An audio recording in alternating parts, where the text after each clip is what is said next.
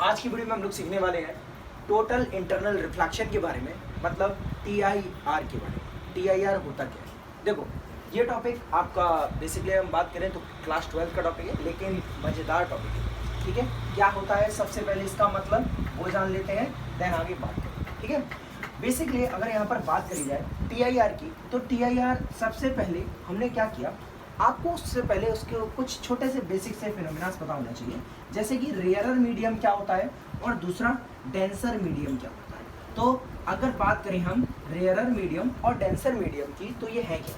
तो सबसे पहली चीज रेयरर मीडियम। रेयरर मीडियम एक ऐसे मीडियम को बोला जाता है जिसमें स्पीड ऑफ लाइट फास्ट होती है as comparison to the other medium. और डेंसर मीडियम एक ऐसा मीडियम है जहां पर स्पीड ऑफ लाइट कैसी होती है, कम होती है as comparison to the another medium. इसका मतलब हमने नीचे वाला मीडियम ऐसा माना है जिसमें स्पीड ऑफ लाइट कम है और ऊपर वाला मीडियम ऐसा है जिसमें स्पीड ऑफ लाइट ज़्यादा है।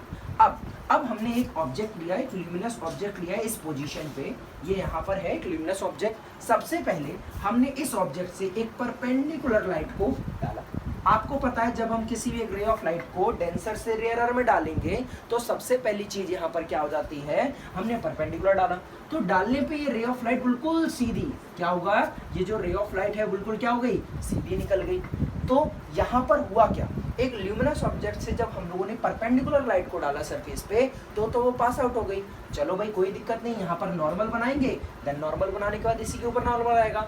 हमने इसके एंगल को थोड़ा सा बढ़ा दिया, क्या कर दिया, एंगल को बढ़ाया। अब सबसे पहला काम यहाँ पर क्या बनेगा भाई, नॉर्मल बनेगा। तो हमने क्या बनाया, नॉर्मल बनाया।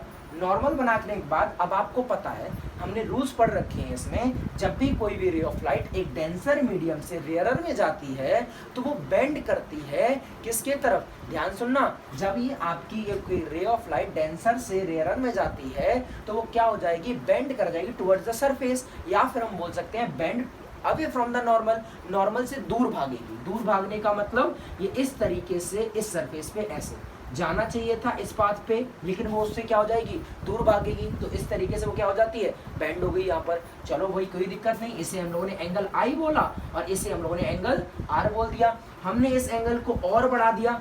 जब एंगल को और बढ़ाकर देखा भाई तो ये रे ऑफ लाइट फिर दोबारा से किससे किस में जा रही थी, यहाँ से डेंसर से रेयरर में, तो वो फिर दोबारा से क्या हो गई भाई, बेंड हो गई और ज्यादा। जब एंगल आई बढ़ाया तो एंगल आर भी बढ़ेगा, सीधी सी बात है भाई। यहाँ पर आई को बढ़ाया था तो आर भी बढ़ा, यहाँ पर I1 लिया, यहाँ I2 ले लिया। अब हमने और एंगल को बढ़ा दिया, क्या कर दिया, और एंगल को बढ़ा दिया। अब ये एक ऐसा फिनोमिना हुआ जिस पे ये रे ऑफ लाइट ने जैसे ही यहाँ पर गिरी तो सबसे पहले हमने नॉर्मल बनाया। नॉर्मल बनाने के बाद ये जो रे ऑफ लाइट थी इसी सरफेस में इमर्ज हो गई, ग्रेज हो गई। क्या हो गई, ग्रेज। तो इस फिनोमिना को बोला जाता है ग्रेजिंग इमरजेंस। ग्रेजिंग इमरजेंस का मतलब जब कोई यहाँ पर रे ऑफ लाइट जो है आपकी, यहाँ पर हमने रेयर डेंसर से रेयरर में जा रही होती है, तो यहाँ पर एक ऐसा एंगल आई, एक ऐसा एंगल आई जिसमें जो एंगल आर है रेयरर मीडियम में, जब वो 90 डिग्री हो जाता है, जब कोई एक एंगल आई ऐसा जिसमें जो एंगल आर है रेयरर मीडियम में 90 हो जाए, तो उस एंगल आई को हम बोलते हैं क्रिटिकल एंगल। क्या बोलते हैं, क्रिटिकल एंगल। फिर दोबारा से, क्रिटिकल एंगल एक ऐसा एंगल है इन डेंसर मीडियम में जिसमें जो एंगल आर है इन रेयरर मीडियम 90 हो जाए, तो उसे हम क्या बोलते हैं, आपका क्रिटिकल एंगल। अब चलो भाई क्रिटिकल एंगल सिंपल था।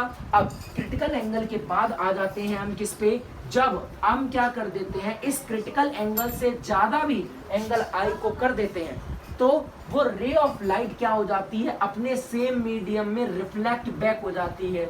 यहाँ पर जो आई है वो इक्वल हो जाता है आर के, और यहाँ पर ये आई से, IC से क्रिटिकल एंगल से ज्यादा एंगल ऑफ इंसिडेंस होना चाहिए।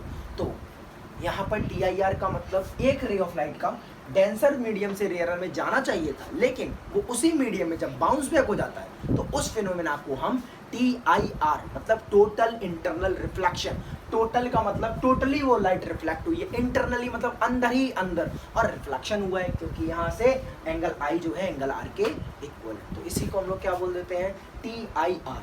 तो सबसे पहले हमने क्या सीखा यहाँ पर, क्रिटिकल एंगल क्या है, उसके बाद हमने सीखा TIR क्या है, उसके बाद इसकी इंपॉर्टेंट कंडीशन क्या है TIR होने की। पहली कंडीशन, रे ऑफ लाइट का डेंसर से रेयरर में जाना जरूरी है। अगर वो डेंसर से रेयरर मीडियम में नहीं जाएगी तो क्रिटिकल एंगल नहीं होगा, मतलब कि TIR नहीं होगा।